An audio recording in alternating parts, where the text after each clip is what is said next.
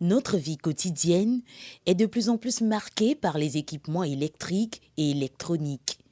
En raison de l'évolution rapide des technologies de la communication, les téléphones portables, les ordinateurs et les téléviseurs ont des durées de vie de plus en plus courtes. Nous sommes dans un monde où les équipements électriques et électroniques sont en train de nous envahir. Le changement de normes de diffusion des chaînes de télé, les changements de gamme de téléphones mobiles, le 3G, le 4G, entraînent des changements d'appareils, par exemple. Et qui dit changement dit rebut des anciens appareils. Cette situation entraîne d'une part un besoin plus élevé en matières premières métalliques et d'autre part engendre toujours plus de déchets qui se retrouvent partout à la maison, dans nos bureaux, dans les entreprises et sur les dépotoirs. Les appareils ont une durée de vie, tout comme tout autre être. Donc, à un moment donné, si vous sentez que votre appareil, on n'arrive pas à la réussir, il faut s'en débarrasser. Et puis nous aussi, on n'aura pas à stocker ça chaque fois. Il y a les moisissures, il y a les dégradations qui se multiplient. Ça nous crée des maladies. C'était en 2009 comme ça. Ça nous intriguait, mais on ne savait pas quoi faire jusqu'au jour où j'ai vu un documentaire sur la TV5 Monde. Et le documentaire parlait de la gestion des déchets d'équipements électriques et électroniques. Alors là, ça m'a beaucoup intéressé. Et j'ai commencé par faire des recherches sur les différentes manières pour gérer ces déchets-là. Et c'est ainsi que le projet de collecte et de recyclage est né. C'est un projet qui permet d'attirer l'attention des utilisateurs et ceux qui manipulent ces appareils-là sur les dangers qui sont liés à la mauvaise gestion de ces appareils. Et c'est ce que l'ONG essaie de faire.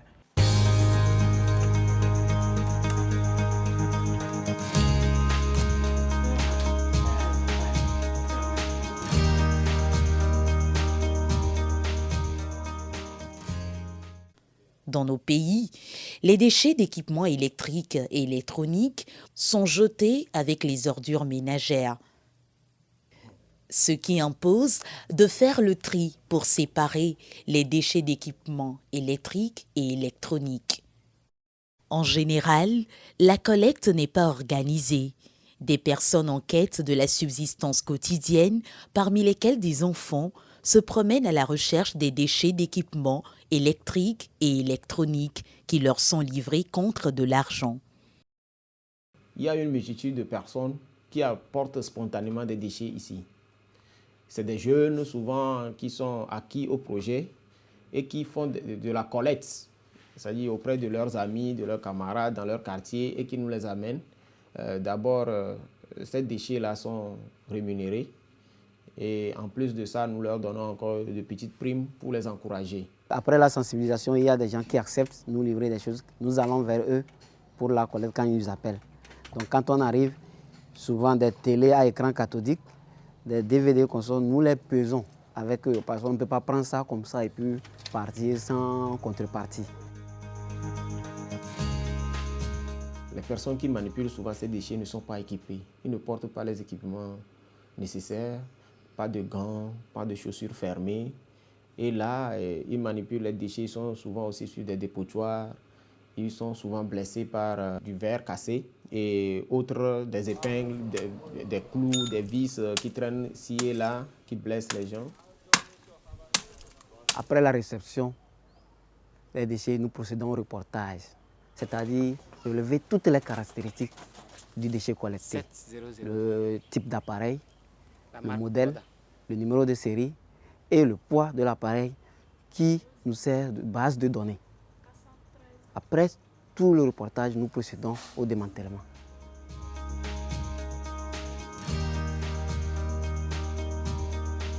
Ça commence par l'enlèvement de la partie plastique ou bien du fer, du coque. Et ensuite, on enlève la plaquette. Et ensuite, C'est le tube même qu'on récupère et qui sont disposés à côté. Nous continuons avec la préparation. Lorsque nous avons une quantité conséquente, nous préparons un conteneur que nous convoyons vers l'Europe. Et l'année passée, nous avons déjà convoyé un conteneur. Les équipements électriques et électroniques sont composés en majeure partie de métaux, de plastique et de verre. La valorisation de ces éléments est judicieuse d'un point de vue écologique car elle permet de boucler le cycle des matières. Malheureusement, la casse artisanale, comme c'est le cas du travailleur de déchets, comporte des risques. Les déchets pris comme ça dans la nature ne sont pas aussi dangereux. C'est lorsqu'on les brûle, on les enfouit, ou bien lorsqu'on les expose trop aux intempéries, c'est-à-dire à la pluie et autres, qu'on libère les substances qui sont dans ces déchets-là. Et c'est en ce moment qu'ils deviennent vraiment dangereux. Donc je peux donner même l'exemple d'un écran plat d'ordinateur qui contient du mercure. Une fois que cet écran est gâté et qu'il est garé quelque part, il n'y a pas trop de risques. C'est lorsqu'on le casse et on l'expose que le mercure, qui est un gaz volatile, se libère dans la nature, que ça devient vraiment dangereux. Les techniques de récupération, souvent utilisées par ces collecteurs, sont peu orthodoxes. La casse au marteau, la brûlure des déchets et les traitements aux substances chimiques. Ces techniques qualifiées de mauvaises pratiques du recyclage exposent ces recycleurs aux substances dangereuses précitées. Les retardateurs de flamme bromée peuvent créer plusieurs maladies.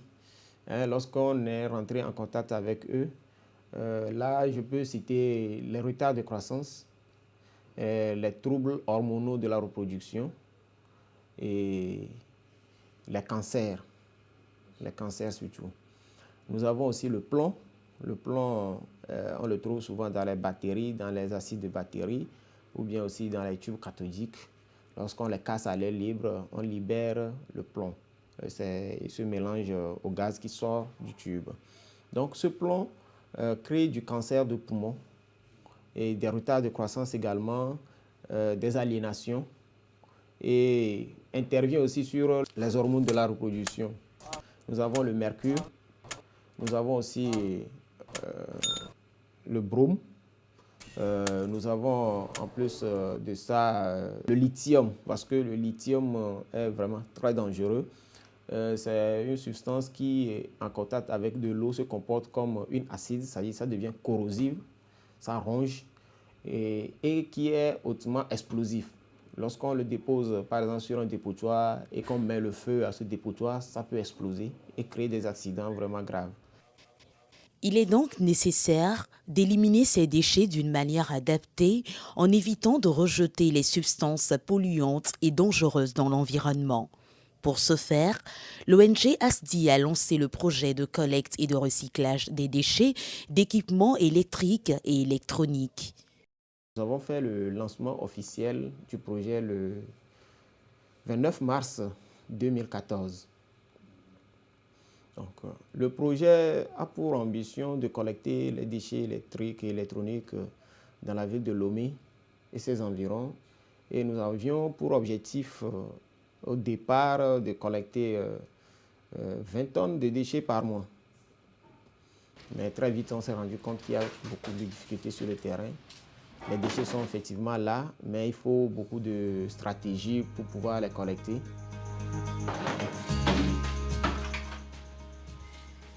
Quand nous allons sur le terrain, tout d'abord, c'est pour la sensibilisation et après tout, aller faire la collecte. Mais du niveau de la sensibilisation, déjà, vous avez déjà des problèmes. Des fois, tu vas chez la personne et il te demande combien tu veux prendre ce déchet parce qu'il a acheté ça à un grand prix. Et lorsque tu le dis le prix, il dit non, si c'est comme ça, je garde. Et des fois, c'est chez les réparateurs. Le déchet est encombrant dans la chambre, lui-même il est dehors, il ne sait plus là où s'asseoir. Et quand tu vas, tu l'expliques le truc, il dit bon, mais j'ai des choses à piocher encore, donc il faut attendre. Dans l'administration, les gens, les déchets, mais ils ne les libèrent pas. Donc c'est au niveau gouvernemental, c'est à l'autorité finale de décider de ce qui doit se faire. Et je pense que ça passera. On a fait des collectes, par exemple à la BTCI, sans aucun problème. On a ramassé tout un grand magasin de déchets. Actuellement, le taux de collecte tourne autour de 3 à 4 tonnes par mois. Nous avons environ 115 tonnes de déchets collectés depuis le démarrage du projet. Quand nous convoyons ces déchets et quand ils sont traités, on nous donne une compensation équivalent à la valeur des matériaux.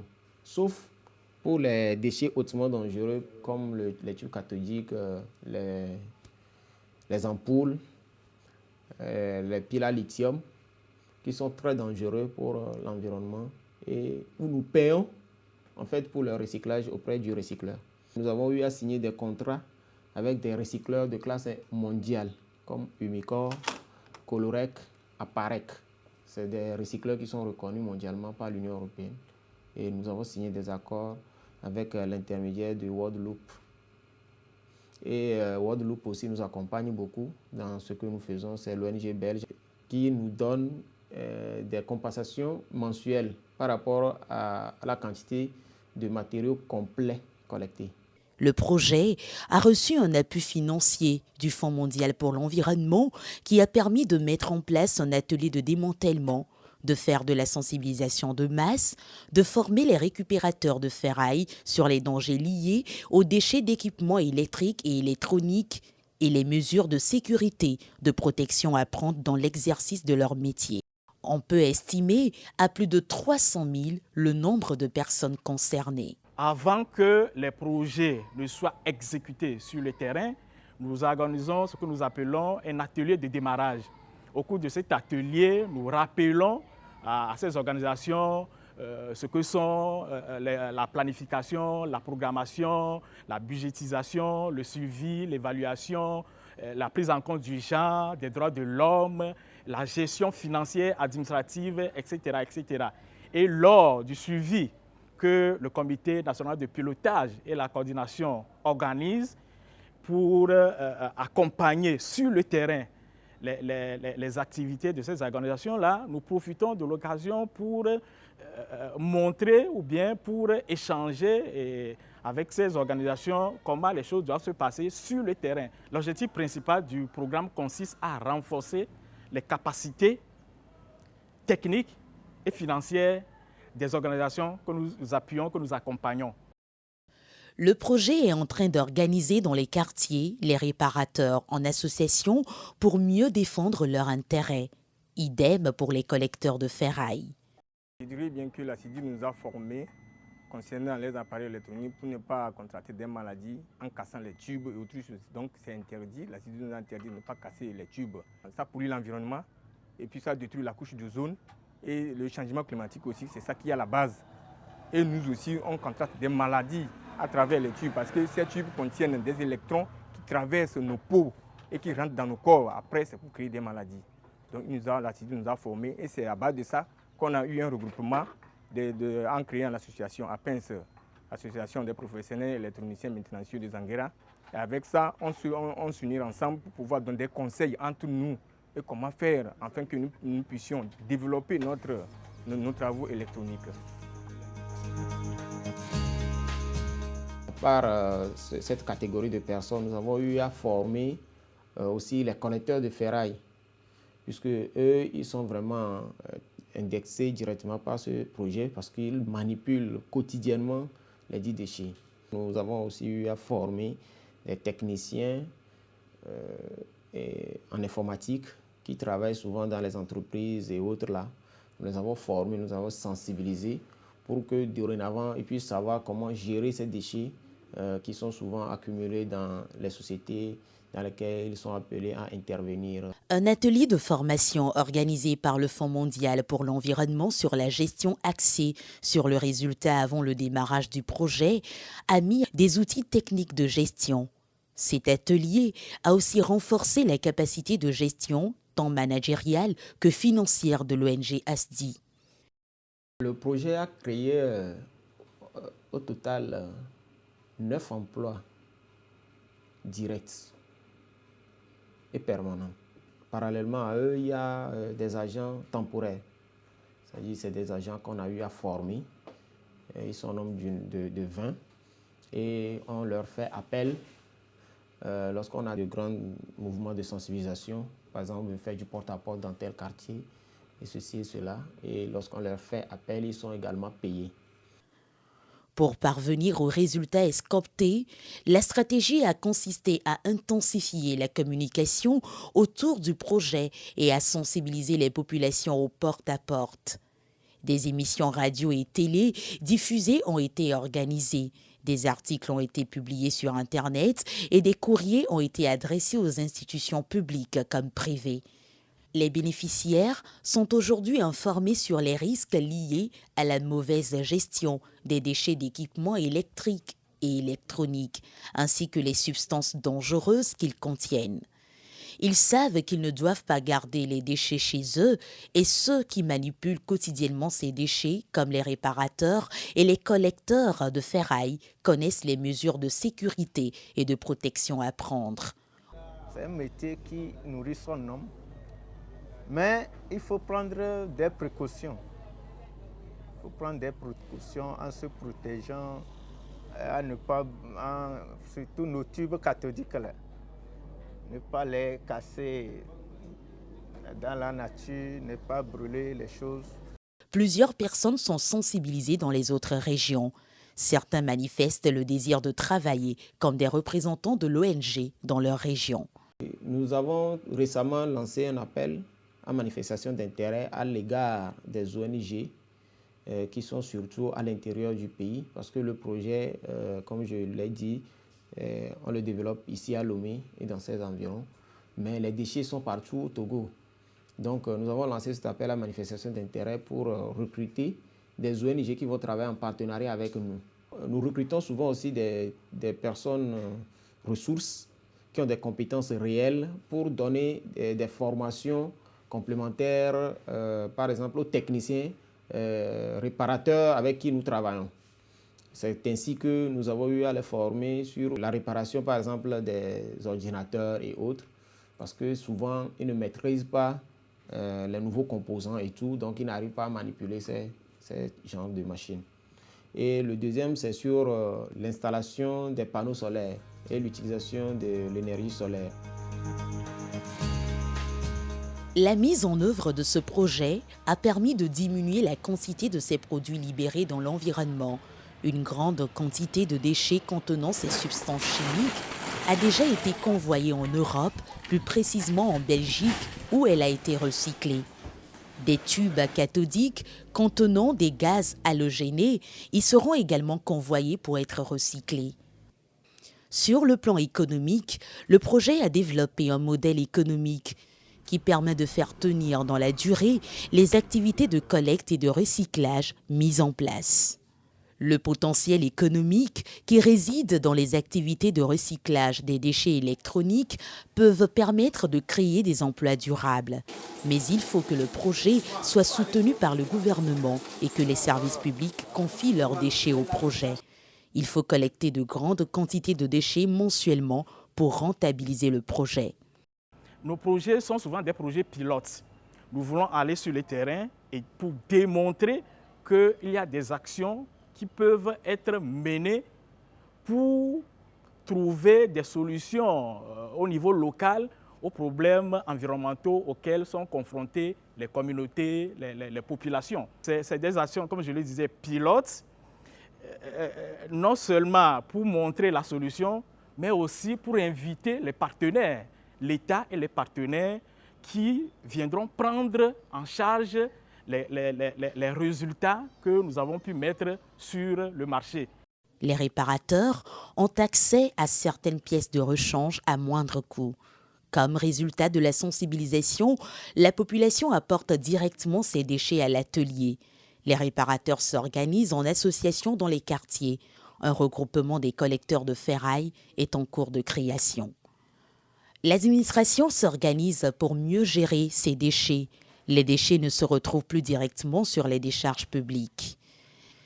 C'est vrai, on ne va pas résoudre tous les problèmes liés à ces déchets, mais on contribue quand même à réduire les impacts de ces déchets-là sur l'environnement, sur la santé et les autres impacts que nous, peut-être nous ne connaissons pas aujourd'hui, mais que nous allons découvrir avec les années. En termes de perspective, le projet sera doté en 2020 d'un centre de traitement des déchets non biodégradables et des revenus qui permettent à des personnes défavorisées et sans grande qualification de s'insérer durablement dans le monde du travail.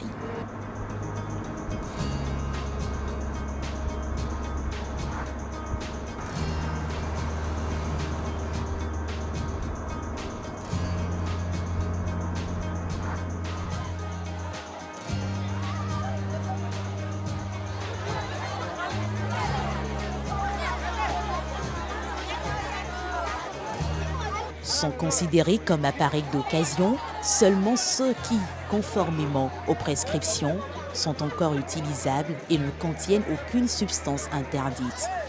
L'ONG ASDI, à partir de la collecte et des appareils réutilisables récupérés de la collecte, organise des dons en vue de promouvoir les technologies de l'information et de la communication dans les établissements scolaires.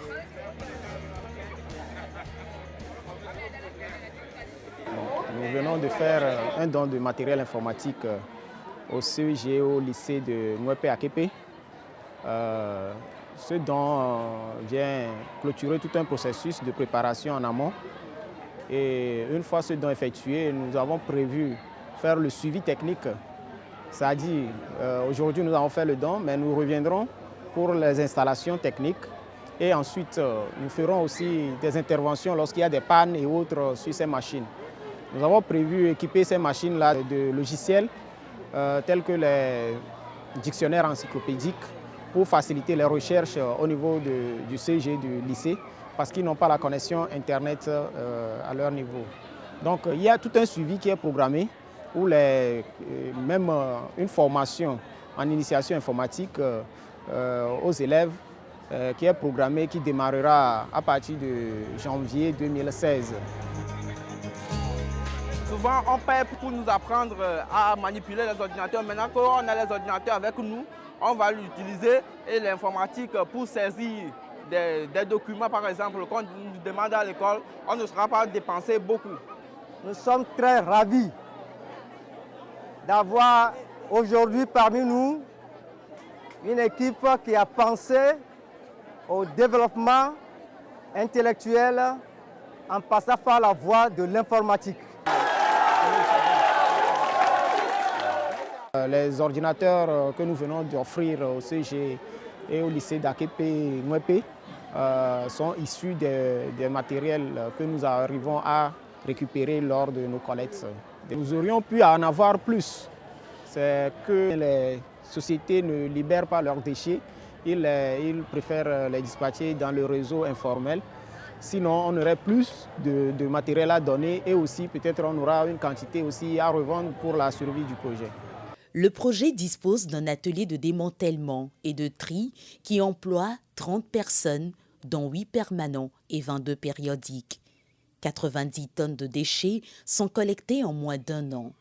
La caisse est renforcée par les revenus issus des activités de vente de matériel retapé.